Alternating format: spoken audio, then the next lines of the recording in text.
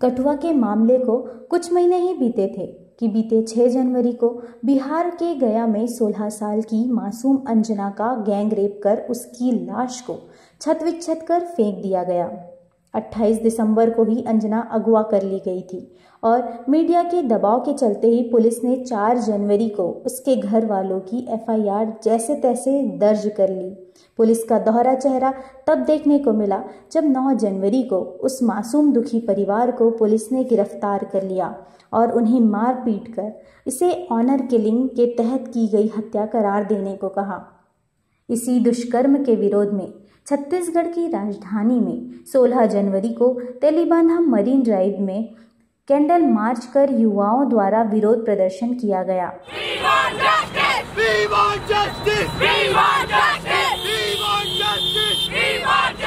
लोगों को पता है कि हम लोग क्यों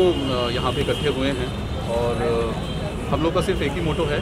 कि हमारी जो बहन है अंजना, उनके साथ जो अन्याय हुआ है, उनके साथ जो ब्रूटली उनका मर्डर हुआ है, रेप एंड मर्डर हुआ है, उसको लेकर हम लोग जस्टिस की मांग कर रहे हैं और हम लोग चाह रहे हैं कि उनके कातिल पकड़े जाएं और ना कि पकड़े जाएं, उनको फांसी की सज़ा हो, जो सबसे ज़्यादा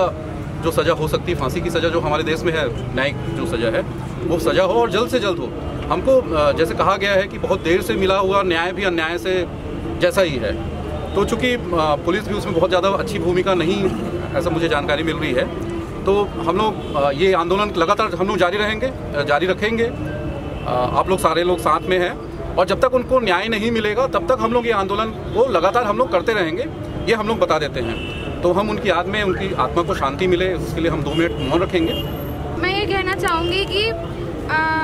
हर दिन कुछ ना कुछ होता है, कहीं किसी के साथ रेप होता है, कहीं किसी का मर्डर होता है और हम क्या करते हैं, हम बस उन्हें पढ़ते हैं और अगले दिन भूल जाते हैं। कब तक यही करेंगे हम? मैं चाहती हूँ कि हम जब ये मौन करें, हम हर उस लड़की के साथ ऐसा हुआ है उनको भी उसके हर दर्द को फील करें या उसे महसूस करें। कैसा लगा होगा उसको जब उसके कपड़ों पे किसी अनजान व्यक्ति का हाथ पड़ा होगा, कैसा लगा होगा उसको जब उसके गले वो डर जो उसने महसूस किया होगा जब उसका गला काटने के लिए उन्होंने वो औजारें उठाई होंगी, वो बेबसी उसकी और हर लड़की की बेबसी जो आज हमारे अंदर भी है, चाहे हम कहीं भी चले जाएं। ऐसा नहीं है कि हम नहीं डरते, हम भी डरते, हमारे घर में भी बोला जाता है। तो ये सब चीज़ों को हम अपने ध्यान में रखते हुए और उस लड़की के लिए 2 मिनट का मौन रखें। आज हम स्टूडेंट्स यहाँ अंजना हत्याकांड जो गया में हुआ था उसके लिए हम लोग यहाँ प्रोटेस्ट कर रहे हैं। वो 16 साल की लड़की थी, उसके साथ रेप हुआ, फिर उसकी बॉडी 9 दिन बाद वो लापता हुई, फिर 9 दिन बाद उसकी बॉडी मिली, उसका सर कटा हुआ, उसका हाथ कटा हुआ, उसके ब्रेस्ट चॉप्ड थे, उसका सर 5 मीटर दूर उस झाड़ी में मिला था। फिर ऐसा हुआ कि 3 दिन पुलिस ने कोई इन्वेस्टिगेशन नहीं किया, उसी दिन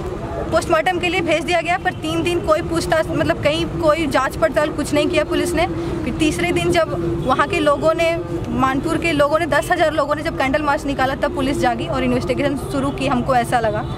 लेकिन उन्होंने बदले में क्या किया, वहाँ उसके जो पेरेंट्स थे, अंजना के जो पेरेंट्स थे, उन्हीं को हिरासत में ले लिए, उसकी पूरी फैमिली को हिरासत में ले लिए। उसकी जो 3 बहनें थी,